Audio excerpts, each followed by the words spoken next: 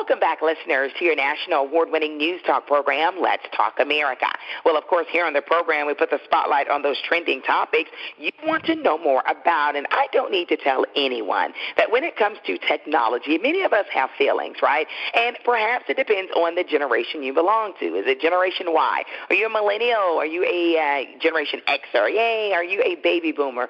Well, there is some theory behind there, or thoughts that maybe your generation has a lot to do with how you view technology. In particular, tonight we're going to put the spotlight on artificial intelligence technology, and do know there was a new study done that's going to reveal a lot about it to us. I'm so excited right now to have an expert in the field. She knows a lot about it. I'm talking about the one and only MeganHarris, and she's managing director of a pretty neat, innovative company that wants to spotlight what we need to know in 2017 about technology. Megan, welcome to the program.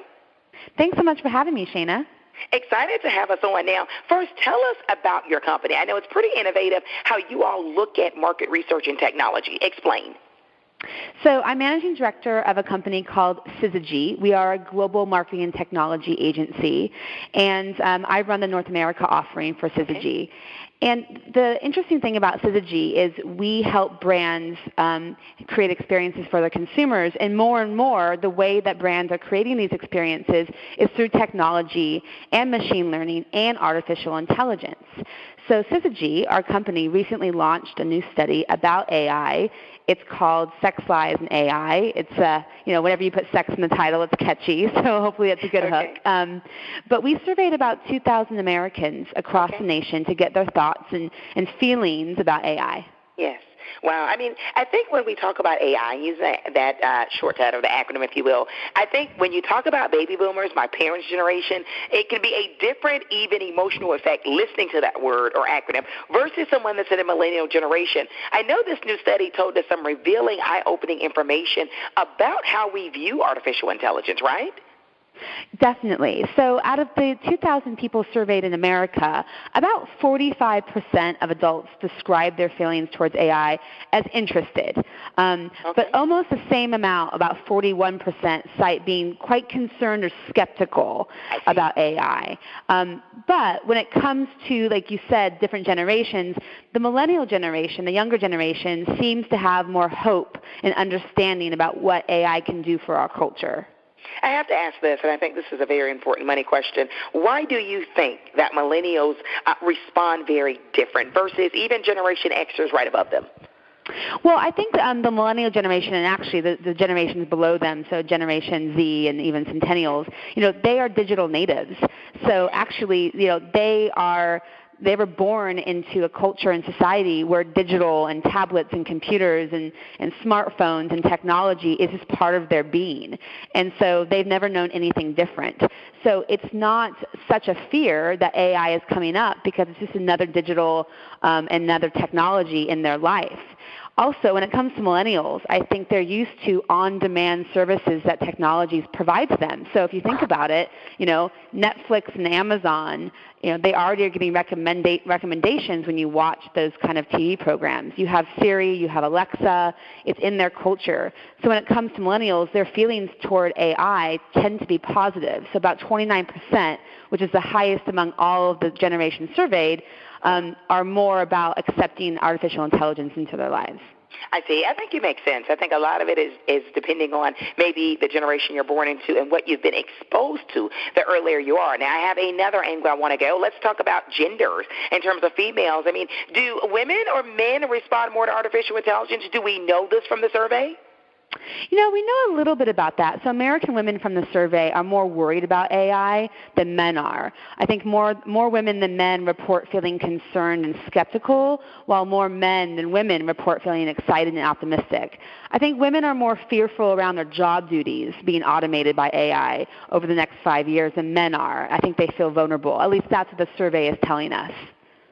Wow, I mean, and that's interesting to note. Now, we have this information. Of course, you're with a marketing research firm. What can we do with it? One, as small business owners or even mid-sized business owners who would listen to this show, what can we do? And ultimately, what do we do as consumers with it? Well, I think, coming from a consumer point of view, consumers are open to artificial intelligence and any technology that makes their life easier and makes things safer or makes things, more on demand and saves them time.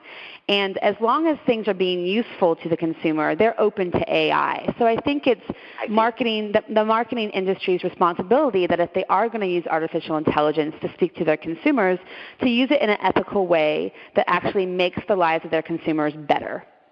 I see. So, it is about making our lives better. I do know, of course, you mentioned some information from the survey, that nearly half of Americans believe that artificial intelligence poses a threat to the survival of humanity. Now, I know when you talk about having that trust or that it's going to make it better, but half of us, Megan, are seeming to say, wait a minute, and maybe I don't want to exaggerate or make this over dramatic, but it seems like maybe some of us are a little skeptical, thinking what happened on Terminator may eventually happen. Is that the thing? Yeah, I think. As you can see, I'm a product of Generation X, so I grew up watching it. No, and I'm caught between two generations, the millennial generation and Generation X, so I totally understand that.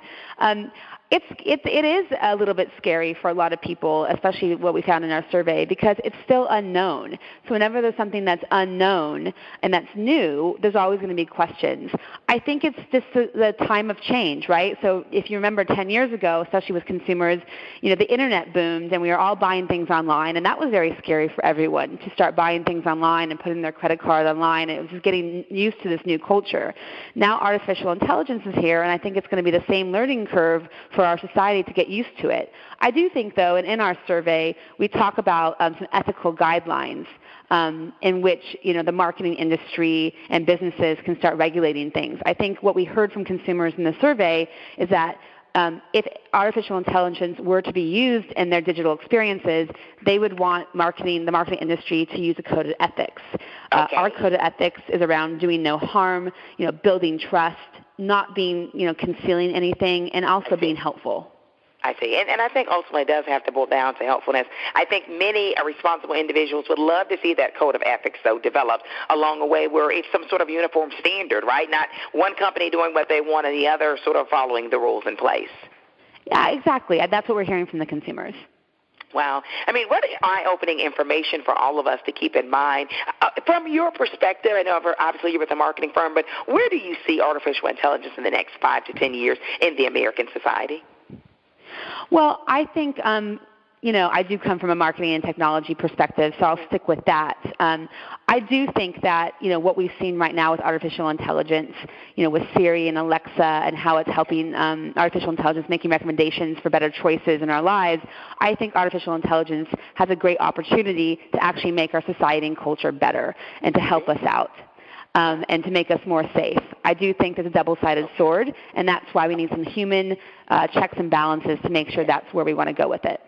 Well, help that lives. That's going to be the bottom line. That I don't think, Megan, just applies to when we're talking about marketing, research, or business, but I would like to think any industry out there, right? Yeah, any industry. Make your business consumer-centric. Put the consumer first in their wants and needs. We got to go back to the people. That matters so much. MeganHarris, what a pleasure to have you on Let's Talk America Radio. Eye-opening information again. Where can our national and international listeners go for additional information about everything you discussed tonight? You can find us on our website, syzygy.us, syzygy.us. And my name is MeganHarris, and you can find me on all the channels, all the social channels. I love it. Thanks for sharing your great information and expertise on Let's Talk America Radio, Megan. Thanks so much.